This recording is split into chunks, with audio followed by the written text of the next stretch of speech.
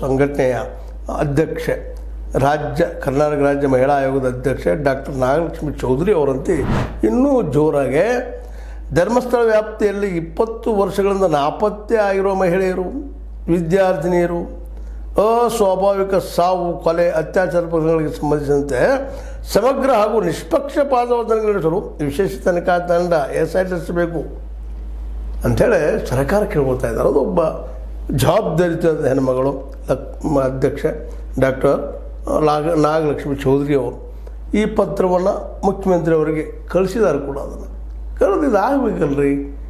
ಹೌದು, ಇದೆಲ್ಲ ಒಬ್ಬ ನಾಗರಿಕ ಸಮಾಜದ ಕರ್ತವ್ಯ. ಇದು ಯಾರೋ ಒಬ್ಬರು ಇದ್ರ ಹಿಂದಿದ್ದಂಥವ್ರು ಭಾಳ ಬ್ಲೆಸ್ಟ್ ಇದ್ದಾರೆ, ಸಾಕಷ್ಟು ಶ್ರೀಮಂತರಿದ್ದಾರೆ, ಏನೋ ಇದ್ದಾರೆ, ಪಾಳೆಗಾರರಿದ್ದಾರೆ, ಅದು ಒಂದು ದೈವಸ್ಥಾನದ ದೊಡ್ಡ ವ್ಯಕ್ತಿ ಆಗಿದ್ದಾರೆ ಅಂತೇಳಿ ಅದು ಅವರಿಗೆ ಪ್ರಧಾನಿ, ಮುಖ್ಯಮಂತ್ರಿ ಅಥವಾ ಇಲ್ಲಿ ನಮ್ಮ ರಾಜಕೀಯ ಜನರ ದೋಸ್ತಿ ಇದೆ ಅನ್ನೋ ಒಂದು ಕಾರಣಕ್ಕಾಗಿ ಅಥವಾ ಅವ್ರ ಮತಗಳನ್ನು ಹಾಕ್ತಾರೆ ಅನ್ನೋ ಕಾರಣಕ್ಕಾಗಿ ಭಯದಿಂದ ನಮ್ಮ ರಾಜಕಾರಣಿಗಳು ಅವರು ಉಸಾಬರಿಗೆ ಹೋಗ್ತಾ ಇಲ್ಲ ಅನ್ನೋದು ಈಗಾಗಲೇ ಗೊತ್ತಿದ್ದ ವಿಷಯ. 3 ಪಾರ್ಟಿಗಳಿದ್ದಾರೆ. ನಾವು ಒಬ್ಬನ ಟೀಕೆ ಮಾಡ್ತಾ ಇಲ್ಲ.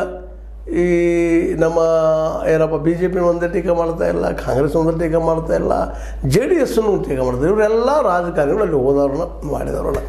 ಅದಕ್ಕಾಗಿ ಈ ರಾಜಕಾರಣಿಗಳು ಜವಾಬ್ದಾರಿ ಇವತ್ತು ಈ ಸಮಸ್ಯೆ ಇಷ್ಟೊಂದು ದೀರ್ಘವಾಗಿ ದೊಡ್ಡದಾಗಿ ಬೆಳೆದ ಕಾರಣಕರ್ತರು ಅವರು ಸಹಿತ. ಯಾಕೆ ಇಲ್ಲಿವರೆಗೆ ಅದನ್ನು ರಚಿಸಬೇಕಾಗಿತ್ತು. ಹೌದು, ಘಟನೆ ನಡೆದು ಯಾಕೆ ಆಗಿಲ್ಲ ಅಂತ. ಅದರಲ್ಲೂ ಸ್ವತಃ ಇವತ್ತು ಒಬ್ಬ ವ್ಯಕ್ತಿ, ಅನಾಮಧೇಯ ವ್ಯಕ್ತಿ, ಸಾವಿರಾರು ಇಂಥವಾಗಿಲ್ಲ ಅಂತ ಹೇಳ್ತಾ ಇದ್ದಾರೆ, ಆರೋಪ ಮಾಡ್ತಾ ಇದ್ದಾರೆ.